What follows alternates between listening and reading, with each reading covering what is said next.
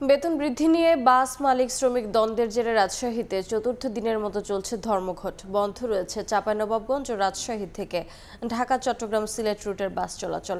এতে বিপাকে যাত্রীরা এই মুহূর্তে রাজশাহীর শিরোল বাস স্ট্যান্ডে আছেন। সহকর্মী আলতাফ হোসেন সরাসরি যাচ্ছে তার কাছে। আলতাফ, বাস মালিক এবং শ্রমিকদের যে দ্বন্দ্ব সেটি কিন্তু কোনোভাবেই নিরসন হচ্ছে না। ফলে এখন পর্যন্ত টানা চতুর্থ দিনের মতো কিন্তু রাজশাহী, চাঁপাইনবাবগঞ্জ এবং নাটোর থেকে ঢাকাগামী, সিলেটগামী এবং চট্টগ্রামগামী যে বাসগুলো সেগুলো আজও বন্ধ আছে।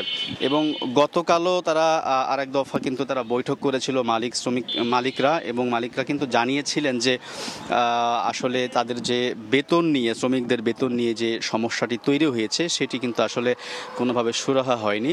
যদিও বেতন বৃদ্ধির যে সিদ্ধান্ত হয়েছিল গত মঙ্গলবার, তারপরে শুক্রবার থেকে সেটি কার্যকর করার কথা থাকলেও বৃহস্পতিবার রাত্রে হঠাৎ করেই বাস বন্ধ করে দেওয়ার ফলে চরম ভোগান্তিতে পড়তে হচ্ছে কিন্তু যাত্রীদের।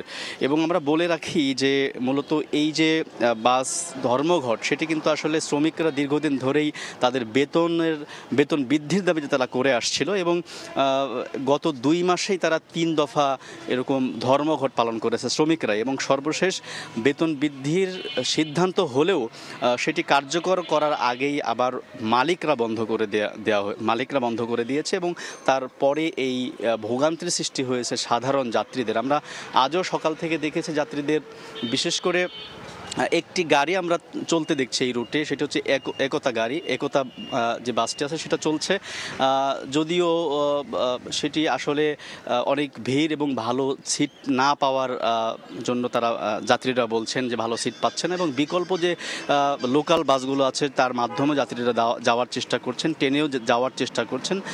যদিও আমরা জানি যে এই রুটে দেশ ট্রাভেলস, হানিফ, গ্রামীণ সহ বেশ কিছু যে ডাইরেক্ট কোচগুলো আছে সেগুলো বন্ধের ফলে কিন্তু আসলে যাত্রীদের যে ভোগান্তি সেটি কিন্তু আসলে কোনোভাবেই এখন পর্যন্ত শেষ হচ্ছে না। এবং কয়েক দফা কিন্তু মালিক এবং শ্রমিকরা এগুলো নিয়ে আলোচনা করেছে, কিন্তু সেই ঝামেলা এখনও মেটেনি। এবং মালিকরা বলছেন যে আমরা বেতন বৃদ্ধি করলেও শ্রমিকরা আরও বিভিন্ন নানা অযৌক্তিক দাবি, তারা অযৌক্তিক সুবিধা তারা চাচ্ছে বলে তারা নিজেরাই এখন এই বাস ধর্মঘট পালন করছে। তো কখন নাগাদ আসলে এটি সচল হবে সেটি কিন্তু এখনও কেউ বলতে পারছে না। এই ছিল রাজশাহী থেকে বাস ধর্মঘটের সর্বশেষ খবর।